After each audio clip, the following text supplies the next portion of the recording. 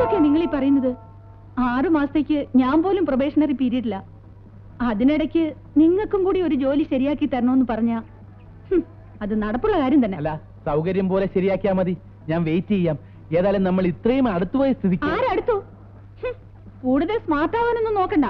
ദേ, ഓഫീസിൽ വെച്ചായതുകൊണ്ട് ഞാനൊന്നും പറഞ്ഞില്ലെന്നേ ഉള്ളൂ. തനിക്ക് വട്ടി കളിപ്പിക്കാൻ അത്ര പൊട്ടിപ്പണൊന്നുമല്ല ഞാൻ. അതിന് വേറെ ആളെ നോക്കണം. ഈ ലതയുടെ ഓരോ തമാശ എപ്പോഴെങ്ങനെ. ആദ്യം തമാശയൊന്നും വേണ്ട. ജോലി വാങ്ങിച്ചു തരുന്ന കാര്യം ഞാൻ പിന്നീട് നോക്കാം. ഞാൻ പോവാ. അല്ല, കാര്യങ്ങൾക്കൊക്കെ ഒരു തീരുമാനമാകാതെ അങ്ങനെ പോയാലെങ്ങനാ? തീരുമാനോ? അല്ല, എന്റെ ഭാര്യയാണെന്ന് പറഞ്ഞാണല്ലോ ജോലി കയറിയത്. ആണോ എന്നാ ചോദിച്ചത്. അതെ. ഭാരതത്തിൽ നിലവിലുള്ള സാമൂഹ്യ വ്യവസ്ഥ അനുസരിച്ച് ഭാര്യയുടെ ശമ്പളം ഭർത്താവിന് കൂടെ അവകാശപ്പെട്ടതാണ്. ഞാൻ പറയുന്നൊന്നും എതിർക്കാൻ പറ്റാത്തതിന്റെ ദേഷ്യമല്ലേ മുഖത്ത്? നോക്കട്ടെ. നന്നായിട്ടുണ്ട്. സോ ഞാൻ പറഞ്ഞുകൊണ്ട് വന്നത്, എനിക്കൊരു ജോലി ശരിയാക്കി തരുന്നത് വരെ മാഡത്തിന്റെ ശമ്പളത്തിന്റെ 50% എല്ലാ മാസവും കൃത്യമായി എനിക്ക് കിട്ടണം. ഓക്കെ?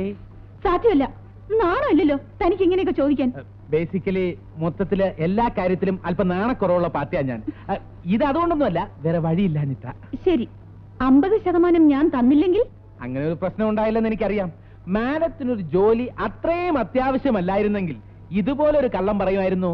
ഓ ഈശ്വരാ, എന്റെ കഷ്ടകാലത്തിനാ ഇങ്ങനെ ഒരു കള്ളം പറയാൻ എനിക്ക് തോന്നിയത്. അതിന് ഇത്രയും വില കൊടുക്കേണ്ടി വരുമെന്ന് സ്വപ്നത്തിൽ പ്രതീക്ഷിച്ചില്ല അല്ലേ? എല്ലാം നല്ലതിനാണെന്ന് കരുതിയാൽ മതി. അല്ല മാഡം, ഇനി എമൗണ്ടിന്റെ കാര്യത്തിലാണ് തർക്കമെങ്കിൽ ഈ പകുതി എന്നുള്ളത് 3-1 എനിക്ക് വിരോധമില്ല. എന്തു പറയുന്നു? നാശം പിടിക്കാൻ സമ്മതിച്ചു. എന്നാ കൈ തന്നെ. എന്തിന്? കയ്യിലടിച്ച് സത്യം ചെയ്യാൻ. ദേഹത്ത് തൊട്ടുള്ള സത്യം ഒന്നും വേണ്ട. ഞാൻ പറഞ്ഞതാ. ഒരു മിനിറ്റ് നിന്നെ. ഒരു ചെറിയ ബില്ല് കൂടെ കൊടുക്കാനുണ്ടായിരുന്നു. ഒരു നാരങ്ങ വെള്ളം, ഒരു പ്ലേറ്റ് ബജ്ജി.